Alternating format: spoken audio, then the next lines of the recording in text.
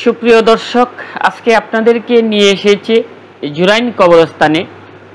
রাজধানীর জুরাইন কবরস্থান আপনারা অনেকেই চেনেন, জানেন। আজকে এই জুরাইন কবরস্থান নিয়ে আপনাদের সামনে বিস্তারিত তুলে ধরছি।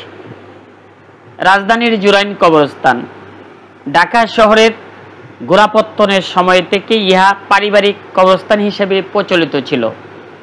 পরবর্তীতে ঢাকা পৌরসভা কর্তৃপক্ষ এর দায়ভার বুঝে নেয়।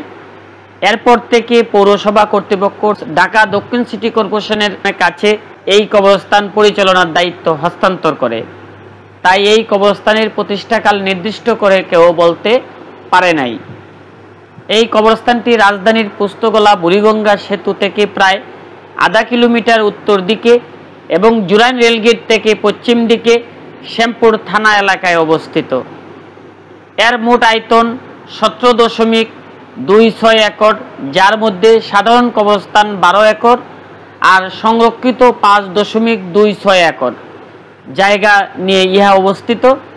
গুলিস্তান থেকে যাত্রাবাড়ি এবং জুরাইন পুস্তকলা হয়ে শ্যামপুর থানার সামনে দিয়ে উত্তর দিকে 400 গজ গেলেই জুরাইন কবরস্থান, আর নদীর অপার থেকে বুড়িগঙ্গা সেতু পার হয়ে শ্যামপুর থানার সামনে দিয়ে জুরাইন কবরস্থানে আসা যায়।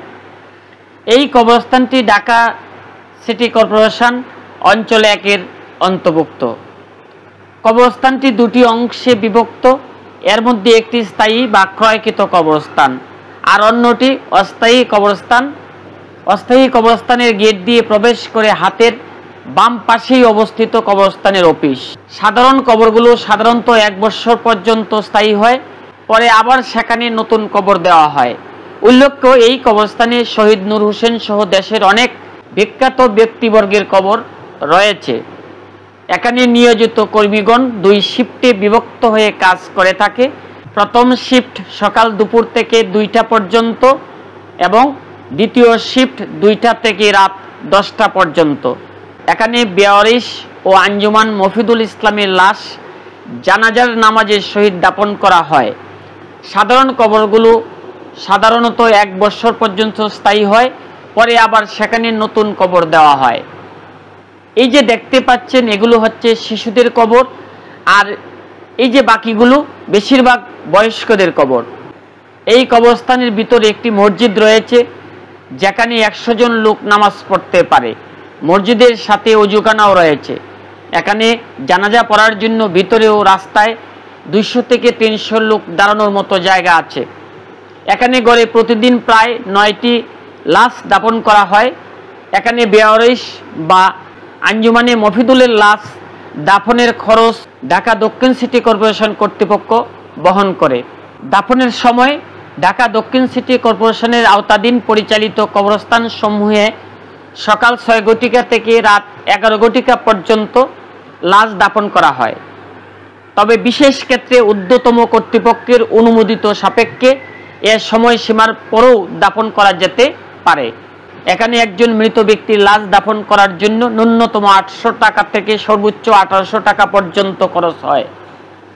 তবে এখানে যারা কাজ করে তাদের কিছু টাকা বকশিশ অর্থাৎ ঐচ্ছিক দিতে হয়। নতুন সংরক্ষিত কবরের ফি 10 বছর কবর সংরক্ষণ রাখার জন্য পরিশোধ করতে হবে 5 লাখ টাকা। 15 বছর কবর সংরক্ষণ রাখার জন্য পরিশোধ করতে হবে 10 লাখ টাকা। 20 বছর কবর সংরক্ষণ রাখার জন্য পরিশোধ করতে হবে 15 লাখ টাকা। 25 বছর কবর সংরক্ষণ রাখার জন্য পরিশোধ করতে হবে 20 লাখ টাকা। আজকে আপনাদেরকে জুরাইন কবরস্থান দেখাচ্ছিলাম। আল্লাহ পাক সবাইকে সুস্থ রাখুক, ভালো রাখুক, এবং যে সকল মুমিন মুসলমান ভাই বোন ইন্তেকাল করিয়েছেন, কবরস্থ হয়েছেন, দুহাত তুলে দোয়া করি আল্লাহ তাআলা যেন সবাইকে জান্নাতের উচ্চ মোকাম দান করেন। আমিন।